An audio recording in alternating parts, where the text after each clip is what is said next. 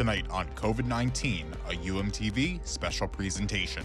We bring you the latest on the coronavirus pandemic and how the University of Miami is planning for the fall semester. There'll still be coronavirus, and we're going to have to learn to live with the coronavirus until there's a vaccine.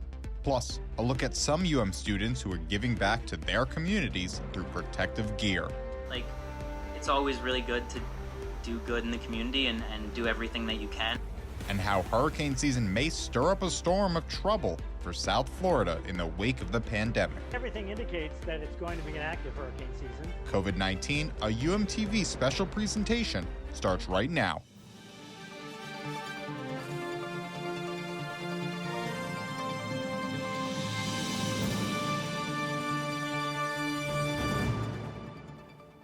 Hello everyone and welcome to COVID-19, a UMTV special presentation. Today is Wednesday, May 6th, and I'm Michelle Reyes. Thank you for joining us. The United States has seen a steady increase in coronavirus cases, with more than 1,000 people dying every single day for the past month. And while social distancing measures have been effective in slowing the spread, parts of the country are beginning to reopen.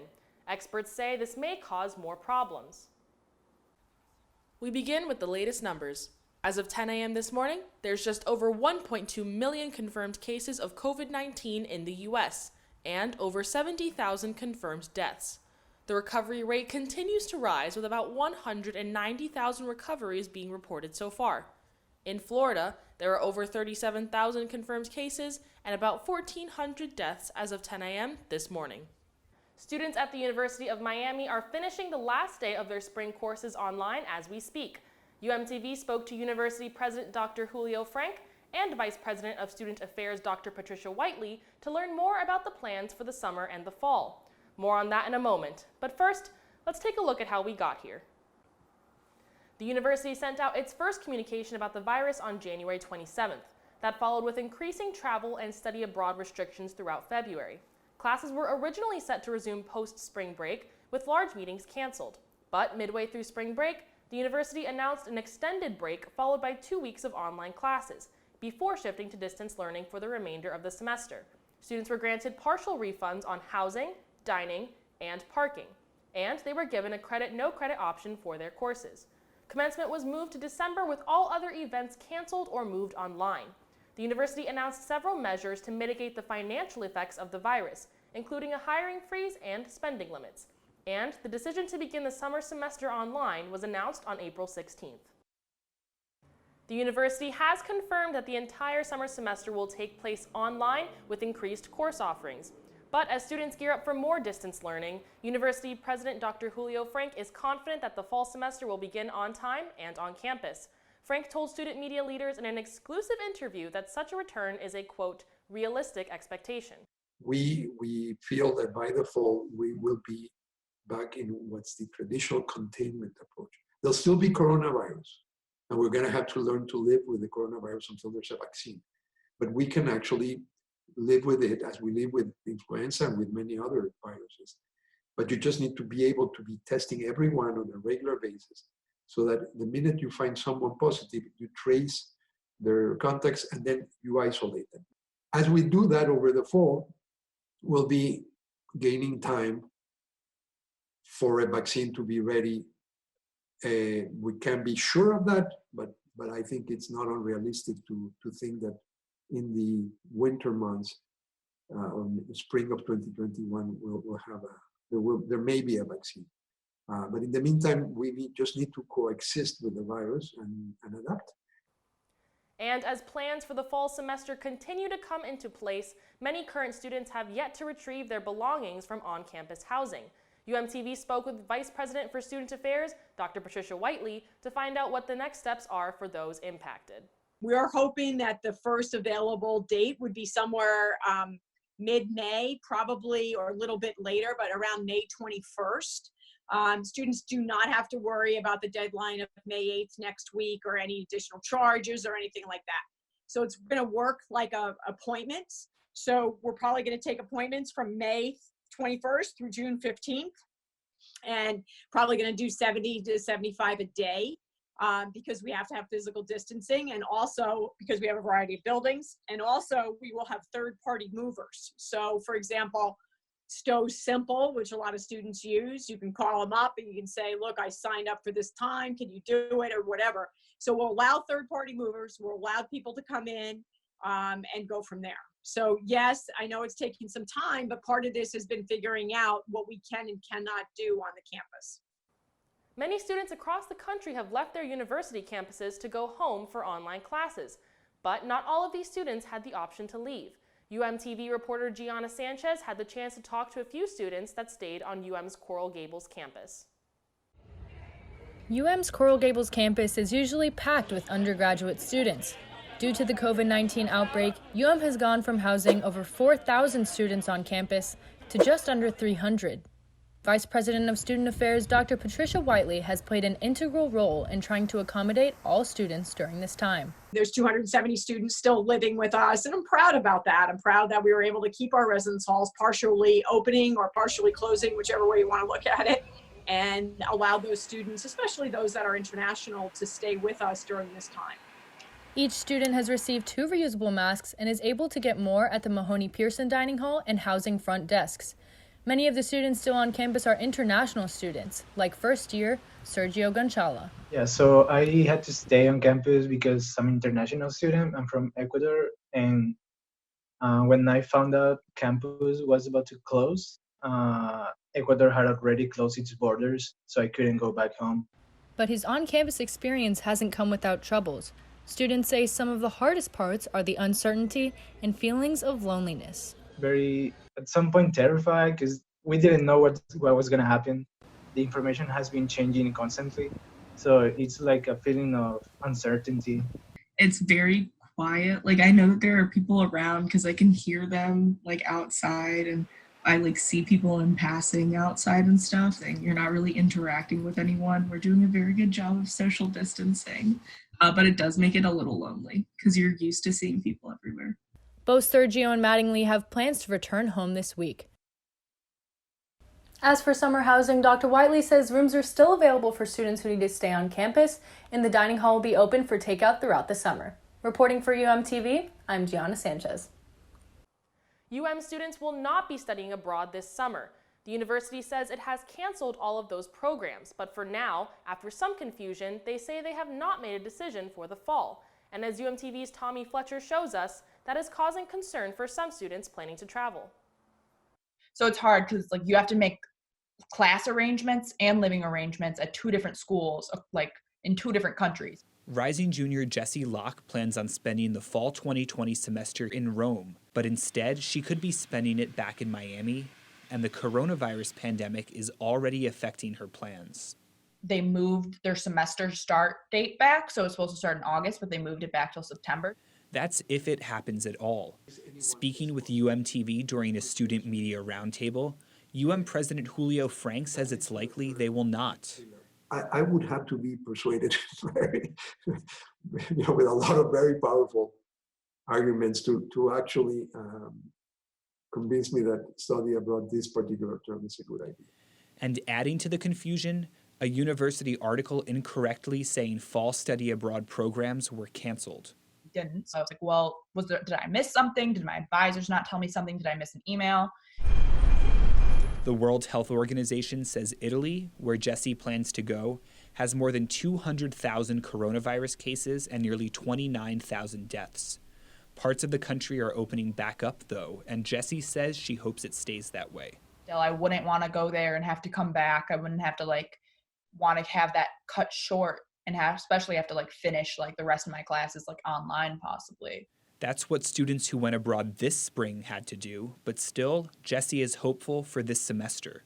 So I'm just kind of hoping for the best, but I also know that there's a good chance that it might not happen, and I'm okay with that too. Jessie says if she does not go abroad in the fall semester, she does plan on going abroad in the spring. Meantime, we've reached out to UM Study Abroad office for more information. We haven't yet heard back. For UMTV, I'm Tommy Fletcher.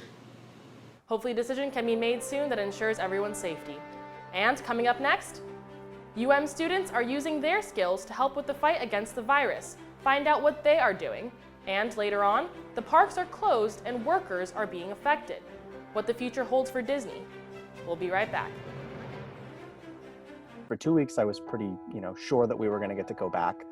Looking forward to those final couple of shows or show in person in the studios. I live in the control room. I love, directing broadcasts, which is not something you can do remotely. And when he said, I want to direct News Vision, I thought, oh no, he's going to be in trouble because she can't be shy directing that show.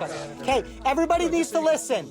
We're doing the live shot. I think the biggest thing I got out of UMTV was just close friendships and close relationships with people, with fellow students, with producers, with faculty.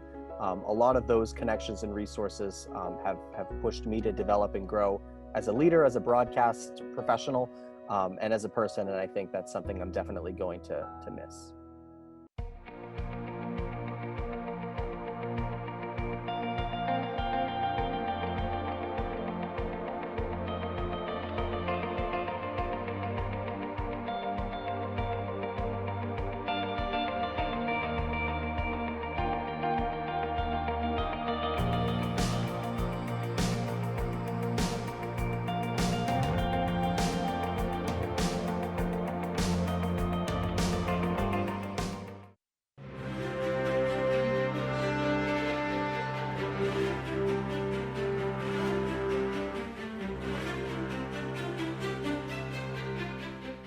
Welcome back to COVID-19, a UMTV special presentation.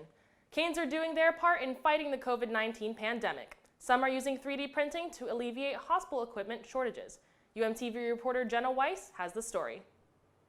Across the U.S., over 16 million healthcare workers are put at risk each day in the fight against COVID-19. Protective equipment has become scarce, with states scrambling to provide enough protection for their workers. But UM students Ronan Pink and Finley Ahrens are doing their part by creating face shields for frontline workers. The end goal is just to flatten the curve, not even make it better or anything, just to lessen the stress on our hospital system. Both students own 3D printers that allow them to produce the attachment pieces. The piece is a key part of the mask that holds the shield together. Ronan says he felt it was his duty to help those in need. Up until very recently, I've just kind of been designing and making just random things. And then when I got the call, I guess, to make masks, I've just transitioned to that. Both students have found that giving back is the best way to spend their time in quarantine. It feels good. Like it's nice to be able to do something as opposed to just sit around at home and isolate. Like, it's always really good to do good in the community and do everything that you can. UM staff members are also taking the opportunity to help print equipment. Maxwell Haraz and Professor Ramon Montero are working on a design for nasal testing swabs that is pending FDA approval. Between him and I, we were able to come up with our own proprietary design here at the University of Miami, and the doctors loved it. They think that it would outperform the one from Formlabs for several reasons. UHealth uses around 1,000 swabs per day. The new swab design allows for 500 swabs to be printed every 16 hours. The design is currently in trials with the FDA and will be tested for approval in the upcoming weeks. Reporting for UMTV, I'm Jenna Weiss. Florida continues to have some of the highest number of positive cases among U.S. states. That said, there is some good news. Let's check in with Jackson Dill to break down the latest on Florida cases. Thanks, Michelle. The Florida Department of Health released new data Tuesday morning on coronavirus cases across the state. There's now been over 37,000 residents that have tested positive for the virus. Now that 37,000, there's been over 6,000 hospitalizations and nearly 1,500 deaths. Miami-Dade County continues to be impacted the most, so let's focus in on the data coming out of there, where there's been over 13,000 residents that tested positive and over 400 deaths.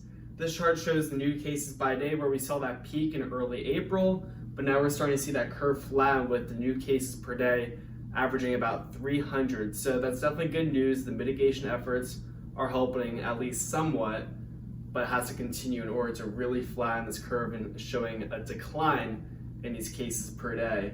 Median age continues to be in the middle age range, 49. That's the age that's been impacted the most so far, at least in Miami-Dade County. So let's focus in on this county some more. Take a look at the zip codes that have been impacted the most. Anywhere in that red is where there's been the largest number of cases. That includes parts of Miami Beach, Overtown, Kendall, Pinecrest, and Cutler Bay. All these areas have been seeing significant number of cases although the whole county's been reporting numerous cases. So everyone's going to have to be dealing with this in some extent. But data, it continues to go up. We've seen nearly 500,000 people tested for the virus across the state, which is great news. And out of that testing results, 8% have tested positive, which is a decrease from what Florida was reporting about a month ago. So, Michelle, that's some good news. Testing continues to go up and the rate of infection continues to go down, or at least flatten. In just a few short weeks, the 2020 Atlantic hurricane season will officially begin. UMTV reporter Dave Downey tells us why this season will be different than any other. The fall semester will present an annual challenge in addition to the coronavirus: hurricane season. 3 major hurricanes have come dangerously close to South Florida in the last 4 seasons, causing disruptions to the fall academic calendar each of those 3 years. The season is already forecasted to be a busy one, and some wonder if this is the year our luck will run out. I think everything indicates that it's going to be an active hurricane season. High ocean water temperatures are thriving over the tropical Atlantic, particularly over the Florida Peninsula. Hurricane specialist Brian Norcross sees unique challenges with this hurricane season. The bigger issue, I think, is that people are going to be reluctant to go to shelters, maybe more reluctant to shelter, maybe more reluctant to evacuate because they feel safer at home. Norcross went on to say that he doesn't feel like colleges would have to change their evacuating procedures. Just in general, I don't think it changes a whole lot. You still, they send people home. Reporting for UMTV, I'm Dave Downey. With millions turning to their televisions for news and updates on the virus, media professionals have had to adapt to continue telling stories. And while we here at UMTV have felt this firsthand, reporter Ben Ezzy spoke to some of our alumni to get their take on how COVID-19 has impacted the industry. I was doing at least 5 hours on the air every day, so that was a lot more, and I did that for weeks, and that was a lot more than I would normally do. There's a lot of work that was lost. I do a lot of the ACC network broadcasts with UM for baseball and some of the other sports. Seasons got canceled and we didn't get paid for that. My new normal is booking Zoom interviews with celebrities, and so you really can't do anything different. You're not going to a red carpet, you're not going to an event or a party, or having them in a nice, beautiful studio with lighting. You are interviewing celebrities in their living rooms, sometimes bathrooms. When you're in the office and then you're able to go and talk to people and, talk through certain issues that might come up, and now you're doing that all through a computer, it's just harder to get to the bottom line or just to sort through things quicker. Social distancing has caused one of the world's largest tourist attractions to close its doors for the first time in 50 years. Reporter Sophia Vitello has the story. Walt Disney World, the happiest place on earth where dreams come true. At least before COVID-19 existed. On March 31st, for the first time in its almost 50-year history, Disney closed all 6 of its theme parks in Orlando, Florida, and its 5 other parks around the world. The company then made the decision to temporarily furlough full-time cast members. This means that workers will not be paid, but they would still receive their health and other benefits. 7-year cast member Kyle Mitchell says he misses his work family at the Hollywood Studios park. The people that I work with are great. They're awesome. It's like a kind of a big family. So being furloughed kind of really sucks because I haven't been able to see any of my good close friends or family or anything like that. After the short-term furlough ends, the cast members will be eligible for unemployment benefits, leaving many wondering how they will support their families. Disney Vacation Club sales associate Nancy Grabowski is one of those people. So the stress now is, how do we feed our children? We get our check, balancing that money for the next month. The next and last paycheck will be Thursday the 23rd. And from there, we don't know when we'll receive any money from unemployment. In 2018 alone, Disney had over 20 million guests, but since COVID-19 forced its closure on March 31st, the sales have plummeted. And according to a New York Times article, Disney is losing over $30 million a day. The article also says that the company borrowed $6 billion from its lenders, so we may be able to expect a full comeback. Is Disney taking a financial hit? Yes. Do they have the money to survive it? Yes, we do. You look at after 9/11, we had to now go through metal detectors, get into the parks, and go through bag checks. That became kind of a new normal. We will just have to go through this new process of what that new normal looks like. Although the date of Disney's reopening has yet to be released, some analysts predict the parks could remain closed for the rest of 2020. Like Mickey Mouse says, we'll see you real soon, hopefully. Reporting for UMTV, I'm Sophia Vitello. And still ahead, live sports have been on hold for over a month, but there are still plenty of major headlines. We break down new rights for collegiate athletes and how former Miami Hurricanes football players and NFL hopefuls fared in the 2020 draft. Don't go away. It's been a large part of my college life. It's taken up a lot of my time. I haven't had Thursday nights or Friday nights free in the past couple of years, and I've been just kind of grinding at UMTV, hoping that it would lay the path for my future and lay the path for success. And I do feel like UMTV has done that.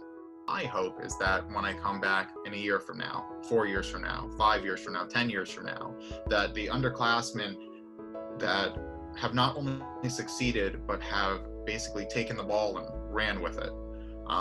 And that's what will make me happy. That, it's not always the impact you make now, but it's the seeds that you plant and you see them grow. And that is what is most important to me.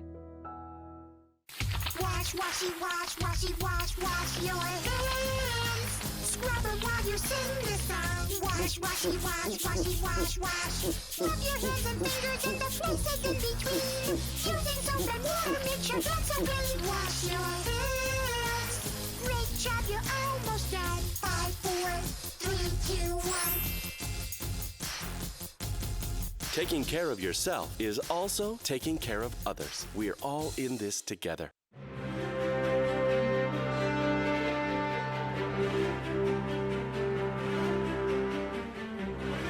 Thanks for sticking with us. I'm Tommy Sullivan. Now let's get into some sports news. Earlier last week, the NCAA Board of Governors announced support of a rule change that would allow student athletes to receive compensation from third-party organizations for their name, image, and likeness. Student athletes would now be allowed to receive money for endorsements, social media influencing, as well as their own businesses or content creation. All 3 NCAA divisions must create legislation that supports the proposed rule by November 1st in order to continue the process. Former Hurricane Romeo Finley has found a new home after signing as an undrafted free agent with the Los Angeles Chargers, and he looks to join a Chargers roster loaded with former Canes. Anytime you get a young brother to come in with you, it always makes it easier. So when we do get back to, being in the locker room and our facility, Romeo will be able to at least have someone to connect with. There's 4 players that I know for sure that are on there that's played at UM. 3 of them I play with and know them. So, I just know I won't be there alone, and those guys that I'll be with, it's going to be a big help for sure. Finley will join former Cane Rayshon Jenkins at the safety position for the Chargers once NFL activities are allowed to resume.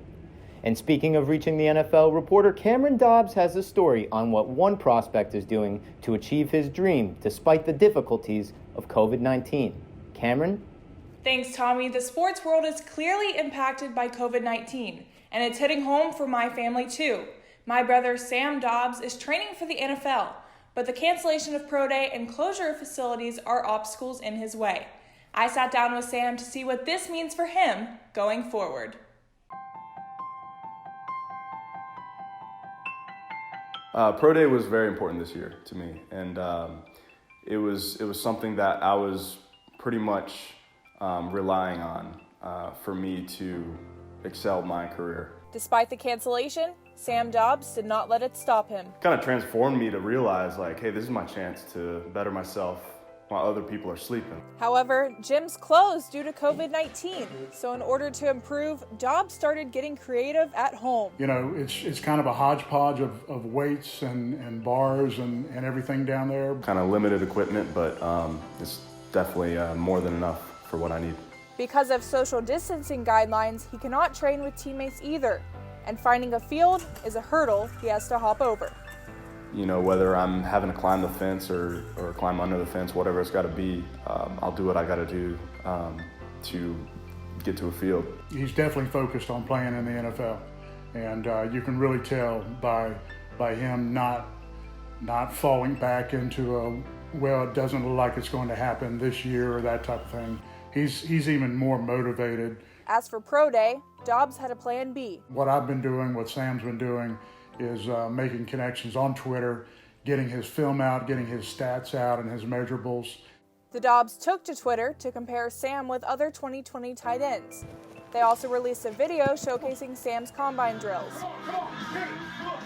You know, I really wanted to stand out. I really wanted to try to come up with something that, you know, during this time of boredom, if you will, you know, to kind of put some entertainment and kind of put my personal flair into it.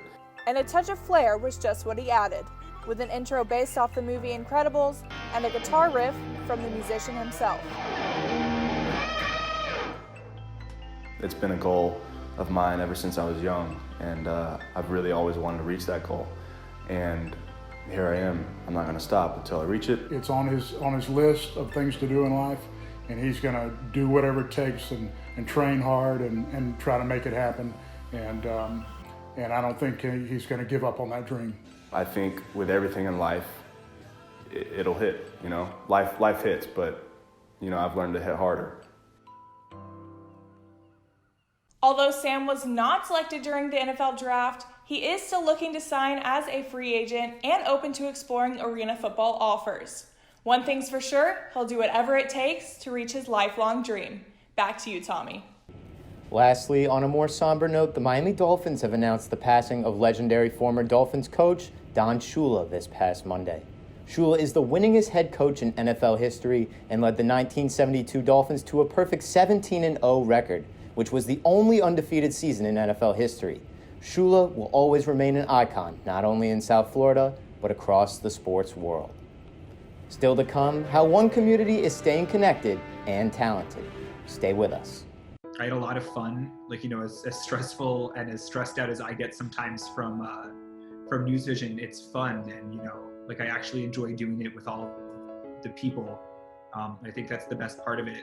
This is kind of giving me the chance of, you know, kind of getting to work with all of you guys, but especially Justin and Ben and Treadwell and kind of everybody for a last time. So it kind of like puts a nice little bow. I don't know, like UMTV made my college experience, like overall, like some of, if not all of my best friends and like, you know, the people who I think I'll be friends with for the rest of my life are from UMTV.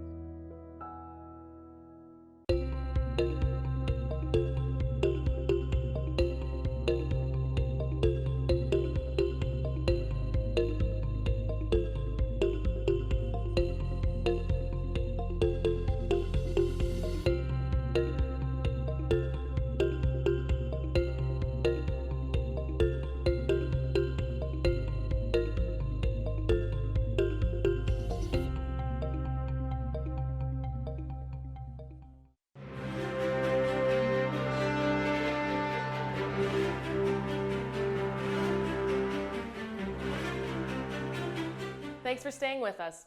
One high school student is keeping her school community connected by showing off her fellow students' talents through Zoom. UMTV reporter Tommy Sullivan has the story. Adjusting to life during the COVID-19 outbreak can get lonely, especially for school students who are no longer able to see their friends.